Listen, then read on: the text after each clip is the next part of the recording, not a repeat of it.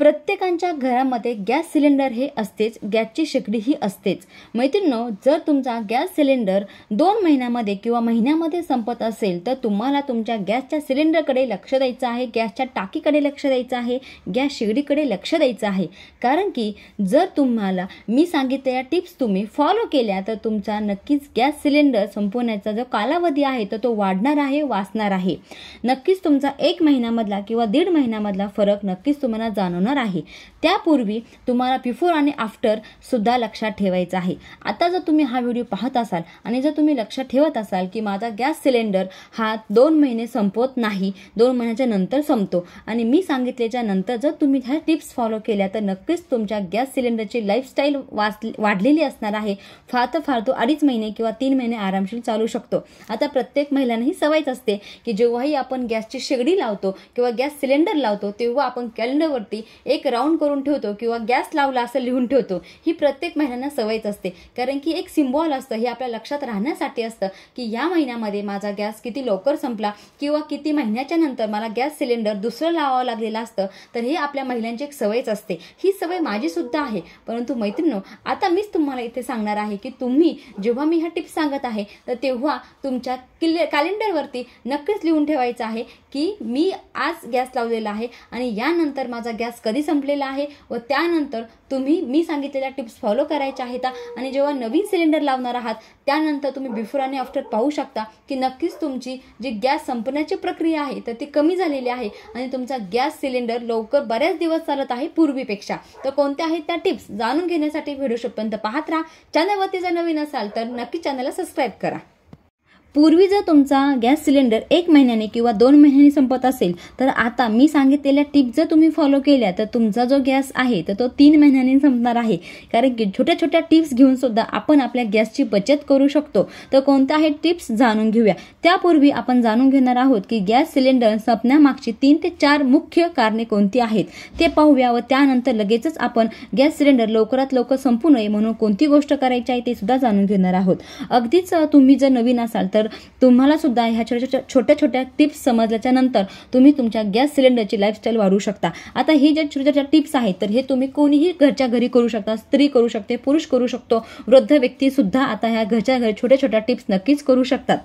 जेव्हा आपल्या गॅसच्या शेगडीमध्ये काही ना काहीतरी अडचण येत असते की तेव्हा दुरुस्त करण्यासाठी आपण गॅस रिपेअरिंगवाल्यांना घरी बोलवत असतो आणि जेव्हा तो रिपेअरिंगवाला व्यक्ती घरी येतो तेव्हा आपल्याकडून आरामशीर तो 200 की 300 रुपये फार तर फार 500 रुपये खर्च झाला असं सांगतो आणि आपल्याकडून पैसे घेतो आणि आपण ते सहखुशीने देतो सुद्धा। परंतु आपल्या लक्षात नंतर येतं की याच्यामध्ये तर गॅसमध्ये काहीच निघलं नव्हतं किंवा गॅसच्या शेगडीमध्ये तर काहीच नवीन वस्तू सुद्धा टाकली नाही, तरी सुद्धा त्या व्यक्तीने आपल्याकडून 200 ते 250 रुपये फार तर फार 500 रुपये घेतलेले आहेत। आपली नक्कीच फसवणूक झाली असं आपल्याला जेव्हा समजतं तेव्हा आपल्या लक्षात येतं की काहीतरी छोटासा प्रॉब्लेम असणार आहे पण तो आपल्या लक्षात आलेला नाहीये। आता जेव्हा तुमचा गॅस खराब होतो किंवा शेगडी खराब होते तेव्हा आधी तुम्हाला पाहायचं आहे की नक्कीच ती खराब झालेली आहे का। आधी छोट्या छोट्या टिप्स फॉलो करून चेक करायचं आहे व त्यानंतर जर तुम्हाला नाहीच नीट झाला तेव्हा तुम्हाला रिपेअरिंगवाला घरी बोलवायचा आहे। आता इथे तुमची फसवणूक सुद्धा होणार नाही आणि तुमचा जो काही गॅसचा खर्च असतो 500 रुपये किंवा 1000 रुपये तो सुद्धा वाचणार आहे। फक्त तुमचे दिवसभरामधले 10 मिनिटं फार तर फार 15 मिनिटं तुम्हाला द्यायचे आहेत, पण हे 15 रुपये तुमचे 500 रुपये सुद्धा वाचू शकतो, लक्षात ठेवा।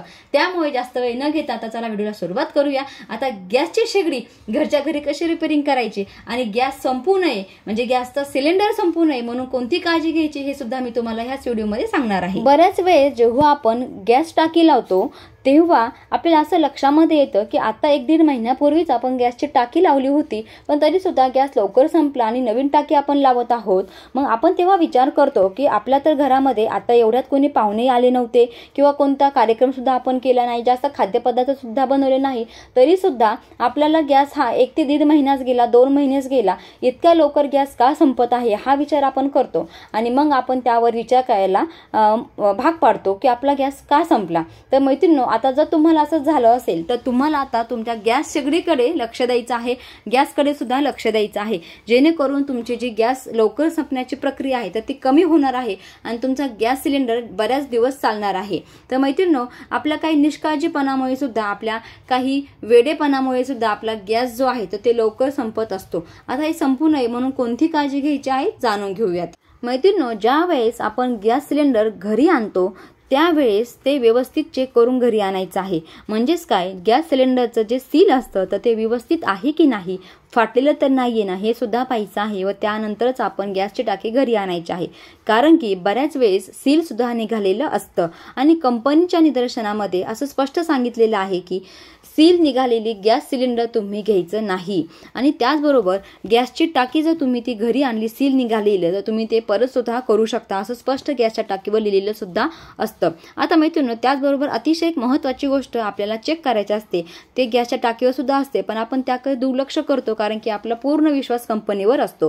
ते असं की जे टाकीचं वजन असतं आणि त्याचबरोबर टाकीमधलं जे गॅसचं वजन आहे तर ते योग्य आहे की नाही हे आपण चेक करणं सुद्धा आपलं काम आहे. परंतु आपला कंपनीवर पूर्ण भरोसा असतो, त्यामुळे आपण तसं वजन वगैरे काही न करता डायरेक्ट आपल्या घरी गॅसची टाकी आणतो, सील तोडतो आणि आपण आपल्या गॅसच्या शेगडीला जे वायर असतं किंवा ज्याला ते पाईप असतो तर त्याला आपण ते लावून देतो आणि आपलं काम सुरू करतो. हे प्रत्येकच महिला करतात, प्रत्येक व्यक्ती करतात, कारण की आपला कंपनीवरती पूर्ण विश्वास असतो. बऱ्याच वेळेस जेव्हा आपण गॅसचं सिलेंडर लावतो तेव्हा गॅसला लावणारा जो पाईप असतो तर त्याच्यामधून ज्याला आपण एक यंत्र असतं त्याला आपण रेग्युलेटर म्हणतो, तर रेग्युलेटर सुद्धा आपल्याला चेक करायचं असतं. कारण की बऱ्याच वेळेस रेग्युलेटर सुद्धा लिकेज असतं आणि लिकेज असल्यामुळे त्यामधून गॅस बाहेर पडतो आणि तुमचा गॅस सुद्धा लवकर संपत असतो. आता तुम्हाला सुद्धा हे स्पष्ट माहितीच असणार आहे की जेव्हाही आपल्या घरातले किचनमध्ये सगळे कामं आवरतात किंवा स्वयंपाक वगैरे करून होतो तेव्हा आपल्याला गॅस सिलेंडरच्या रेग्युलेटर खालून बंद करायचं असतं, जेणेकरून जरी तुम्ही गॅसचं बटन, गॅसच्या शेगडीचं बटन चालू केलं तरी सुद्धा तुमचा फ्रेम चालत नाही. म्हणजे अशा वेळेस तुमचं रेग्युलेटर योग्य आहे, करेक्ट आहे, याच्यामुळे तुमचा गॅस संपणार नाही. पण जर तुम्ही रेग्युलेटर खालून बंद करून सुद्धा जर तुम्ही वरून शेगडीचं बटन चालू केलं आणि तरी सुद्धा जर तुमचा गॅस सुरू होत असेल तर याचा अर्थ तुमचं रेग्युलेटर खराब आहे आणि तुमचा गॅस या कारणामुळे सुद्धा लवकर संपतो, हे सुद्धा तुम्हाला लक्षात घ्यायचं आहे. आता मी तुम्हाला इथे दोन महत्त्वाच्या गॅस लावण्यापूर्वीच्या गोष्टी सांगितलेल्या आहेत.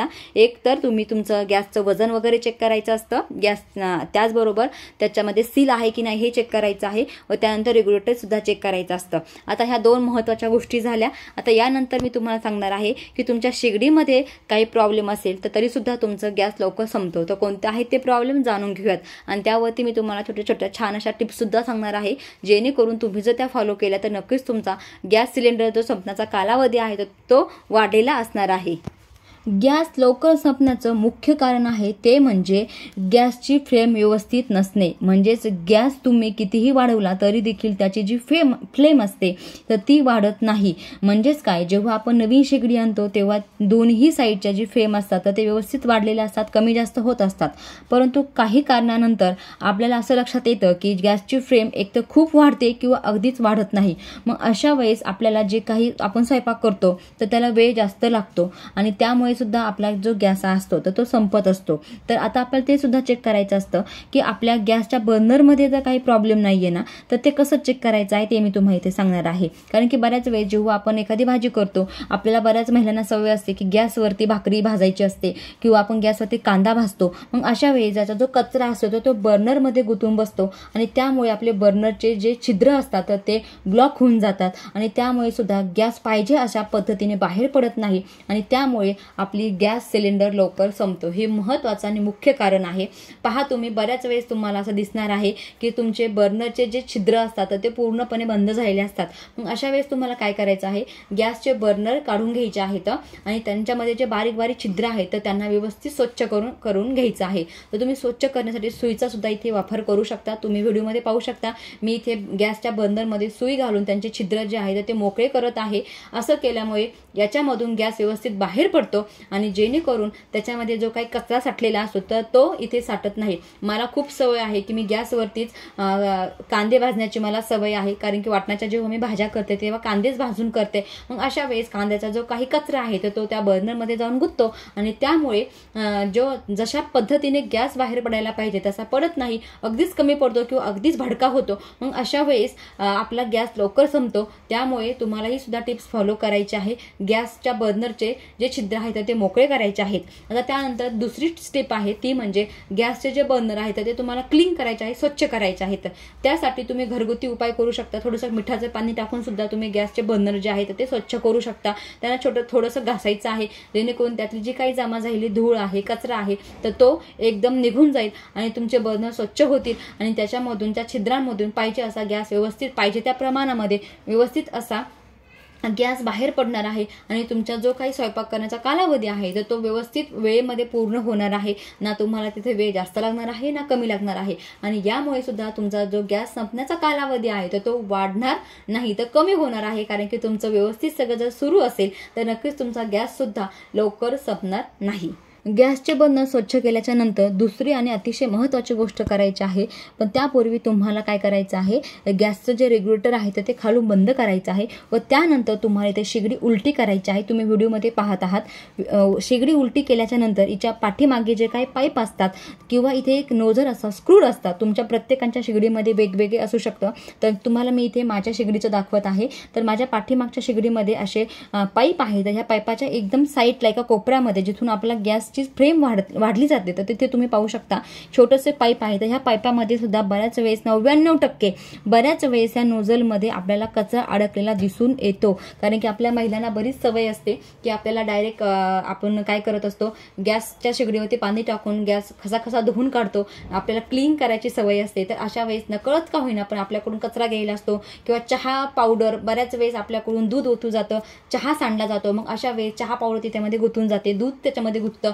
मग अशा बरेच प्रॉब्लेम तिथे होतात आणि त्यामुळे आपल्या ज्या नोझलमध्ये सुद्धा गॅस बाहेर येण्याचे चान्स राहत नाही. मग अशा वेळेस सुद्धा तुमचा गॅस संपण्याची जी प्रक्रिया असते तर ती वाढते आणि आपला गॅस लवकर संपतो. मग अशा वेळेस काय करायचं आहे, तर ह्या नोझलमध्ये सुद्धा एक टोकदार सुई असते किंवा आपली साडी पिन असते. तर ती तिथे तुम्हाला काय करायचं आहे, थोडेसे हलक्या हाताने त्याला टोचायचं आहे, जेणेकरून तिथले जो काही कचरा आहे तर तो निघून जातो. 99% हा प्रॉब्लेम प्रत्येक महिलांना अनुभवायला आलेलाच असणार आहे. आणि हा जेव्हा आपण हेच काम करण्यासाठी एखाद्या गॅसवाल्या रिपेअरिंगवाल्या व्यक्तीला घरी बोलतो तेव्हा तो आपल्याकडून 200-250 रुपये सहज घेतो आणि तो करत तर काहीच नाही, फक्त गॅसची शेगडी उलटी करतो आणि त्याच्याकडे ज्या टोकदार वस्तू असतात तर ते घालून त्यातले कचरा बाहेर काढतो आणि आपल्याला सांगून जातो की तुमचा चहा वगैरे ओतू गेला आहे त्यामुळे तिथे ब्लॉकेज झालेला आहे किंवा तुम्ही डायरेक्ट पाणी टाकता त्यामध्ये सुद्धा ब्लॉकेज झालेला आहे. तर असं करून नका हे सांगून आपण निघून जातात. मग आपल्या नंतर लक्षात येतं की आपण हे घरी सुद्धा करू शकतो. कारण मी स्वतः सुद्धा असा खर्च करून थकलेले आहे. आता फायनली मी माझ्याच घरची स्वतःच गॅसची रिपेअरिंग करत असते. तर अशा पद्धतीने तुम्ही तुमच्या घरीच ह्या गोष्टी करायच्या आहेत. तर मैत्रिणींनो, ह्या छोट्या छोट्या टिप्स फॉलो करून सुद्धा तुम्ही तुमची गॅस संपण्याची जी प्रक्रिया आहे तर ती वाढवू शकता. पूर्वी जर तुमचा गॅस हा 1-1.5 महिन्यामध्ये संपत असेल तर तुम्ही छोट्या छोट्या टिप्स जर फॉलो केल्या तर नक्कीच तुमची गॅस सिलेंडर संपण्याचा कालावधी आहे तर तो वाढलेला तुम्हाला दिसून येणार आहे. आता त्यानंतर अगदी शेवटची एक स्टेप मी तुम्हाला इथे सांगते. जेव्हाही तुम्ही कोणतीही भाजी करता किंवा कोणताही स्वयंपाक करता तेव्हा प्रेशर कुकरमध्ये करण्याचा जास्तीत जास्त रेफरन्स द्या, जेणेकरून पटकन तुमचा स्वयंपाक होतं आणि गॅस सुद्धा अगदीच कमी लागतो. जी भाजी करण्यासाठी तुम्हाला अर्धा तास लागतो तीच जर तुम्ही कुकरमध्ये केलं तर फक्त 15 मिनिटांमध्ये किंवा 2 ते 3 शिट्ट्यामध्ये ती होत असते. इथे सुद्धा तुमचा गॅस सिलेंडर संपण्याचा जो कालावधी आहे तर तो सुद्धा वाचणार आहे. त्यामुळे मी तुम्हाला सजेस्ट करेन की जेव्हाही तुम्ही ज्या भाज्या प्रेशर कुकरमध्ये करण्यासारख्या आहेत त्या तुम्ही नक्कीच करा आणि ज्या भाज्या तुम्हाला गॅसवरती करायला आवडतात तेव्हा तुम्ही काय करायचं आहे तर त्या झाकून करायच्या आहेत. कढईमध्ये झाकण वगैरे ठेवून भाज्या शिजून घ्यायच्या आहेत जेणेकरून लवकर भाज्या शिकतील आणि लवकर सुद्धा आपला स्वयंपाक होणार आहे. आणि या संपूर्ण टिप्स फॉलो केल्यामुळे सुद्धा तुम्हाला काय होणार आहे तर तुमचा गॅस सिलेंडर वाढलेला तुम्हाला दिसणार आहे, जो असणार आहे. तर चॅनलवरती नवीन असाल तर चॅनलला सबस्क्राईब करायला विसरू नका आणि जर काही कमेंट्स असतील तर कमेंट्स करायला सुद्धा विसरू नका. धन्यवाद.